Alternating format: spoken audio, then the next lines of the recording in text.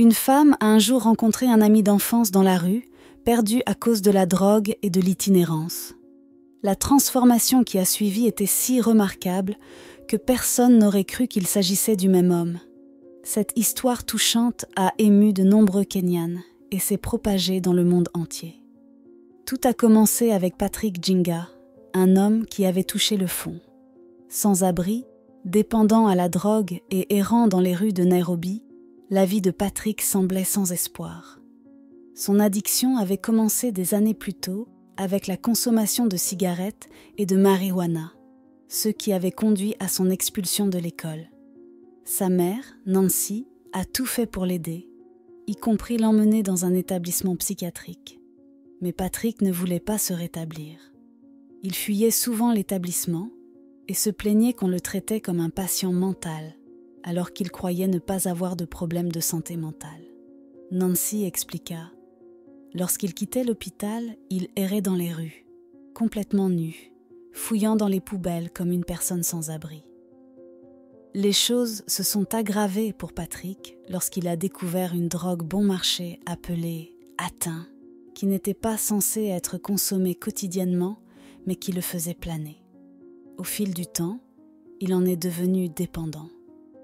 Cette drogue était facile à se procurer et coûtait seulement quelques centimes par comprimé. Patrick a même commencé à voler des ordonnances dans des pharmacies pour alimenter son addiction. Nancy était dévastée de voir son fils se détériorer. Pourtant, elle n'a jamais cessé d'essayer de l'aider, lui apportant de la nourriture et endurant des humiliations publiques.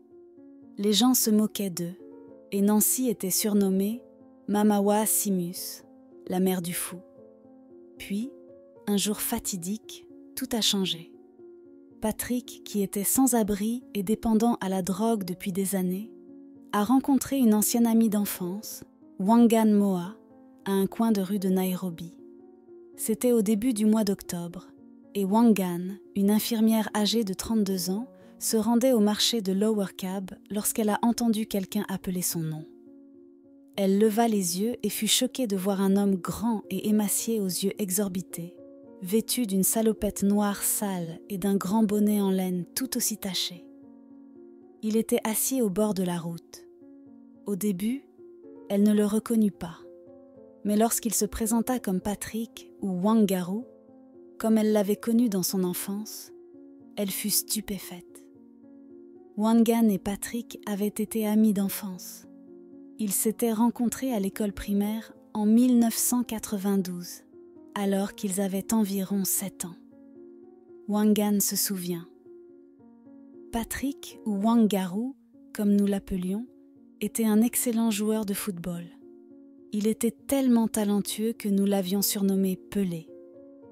Il vivait avec sa grand-mère après avoir été séparé de ses parents, mais la vie était difficile. Lorsque sa grand-mère n'a plus pu payer ses frais de scolarité, il a dû abandonner l'école. Après son décès, les choses se sont dégradées et Patrick s'est tourné vers la drogue. D'abord la marijuana, puis l'héroïne. Les deux amis avaient perdu contact au fil des années. Et maintenant, 15 ans plus tard, Patrick était méconnaissable.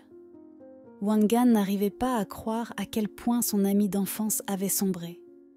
Pourtant, sentant son choc, Patrick la rassura en lui disant qu'il voulait simplement reprendre contact. Bien que profondément attristé, Wangan lui proposa de lui acheter un déjeuner dans un café local. Elle commanda son plat préféré, des côtes de porc avec de la purée de pommes de terre, mais Patrick semblait distrait. Il luttait visiblement contre son addiction. Avant de se séparer, Wangan lui donna son numéro de téléphone et lui dit de l'appeler s'il avait besoin d'aide. Au cours des jours suivants, Patrick emprunta des téléphones et appela Wangan à plusieurs reprises. Il avoua qu'il voulait arrêter la drogue et s'engageait à s'en sortir. En voyant sa détermination, Wangan sut qu'elle devait faire quelque chose pour l'aider.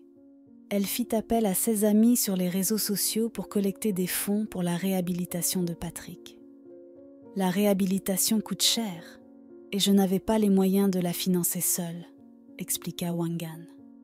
Elle lança une collecte de fonds en ligne et bien qu'il n'ait réussi à récolter qu'environ 40 et 1 000 shillings kenyans, environ 300 livres britanniques, elle décida d'emmener Patrick au Komomo Medical Center à Nairobi pour une désintoxication, sans savoir comment couvrir les frais restants.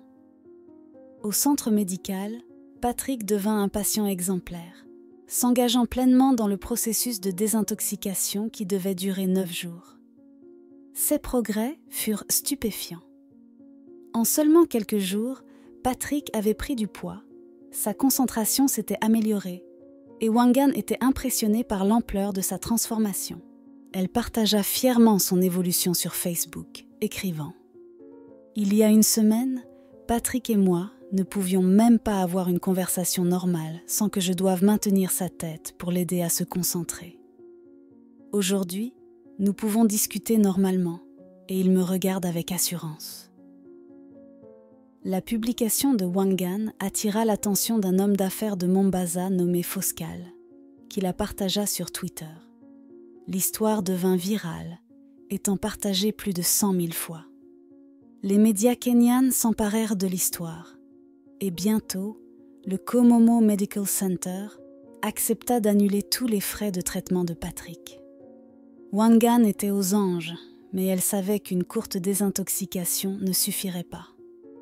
Elle commença à recueillir des fonds pour envoyer Patrick dans un programme de réhabilitation de 90 jours au Retreat Rehabilitation Center. La vie de Patrick continua de changer après sa désintoxication. Il se concentra sur la reconstruction de sa vie et ouvrit même sa propre petite boutique qu'il appela Wang's Shop.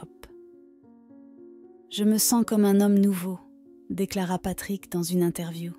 « Je prie chaque jour, demandant à Dieu de me tenir éloigné des drogues et de me libérer de cette vie passée. » Le Kenya, et plus particulièrement Nairobi, faisait face à une crise croissante de consommation de drogue, en particulier dans les bidonvilles. Mais l'histoire de Patrick prouvait qu'avec le bon soutien, il n'est jamais trop tard pour changer de vie. Les photos avant et après de la transformation de Patrick furent largement partagées sur les réseaux sociaux. Elle montrait un homme autrefois sans abri et dépendant, désormais en bonne santé, rasé de près et élégamment habillé en pantalon kaki assorti, une chemise et des baskets tendance. Patrick, qui mesure environ 1,90 m, était maintenant prêt à parler aux médias pour la première fois. « Je dois ma vie à Wangan, » dit-il. « Elle a été comme une sœur pour moi. » L'histoire a profondément touché les Kenyanes et beaucoup furent émus par la gentillesse de Wangan. « Vous avez une place au paradis », commenta un utilisateur de Twitter. « Vous avez changé sa vie et, ce faisant, vous avez changé le monde. » Le geste de Wangan eut un effet domino. Des personnes du monde entier furent inspirées par sa compassion et par l'incroyable transformation de Patrick. Quelqu'un écrivit « Quelle histoire inspirante, une femme véritablement extraordinaire et une transformation remarquable. Cela montre qu'avec du soutien, n'importe qui peut changer sa vie. » Mais alors que tout semblait aller pour le mieux, Wangan dut faire face à un nouveau défi. Elle fut hospitalisée après avoir contracté la Covid-19. « Je veux abandonner. J'ai fait de mon mieux, mais je n'ai pas la force de continuer à me battre », posta-t-elle sur les réseaux sociaux. Les Kenyanes, touchés par son dévouement, se mobilisèrent pour la soutenir, offrant des prières et des encouragements alors qu'elle luttait contre le virus. L'histoire de Patrick est un rappel que même dans les moments les plus sombres, un peu d'aide peut faire une grande différence. Elle prouve que le changement est possible et qu'il y a toujours de l'espoir pour un avenir meilleur, peu importe à quel point le passé a été difficile. Si cette histoire vous a inspiré, n'hésitez pas à mettre un pouce bleu à cette vidéo. À la prochaine.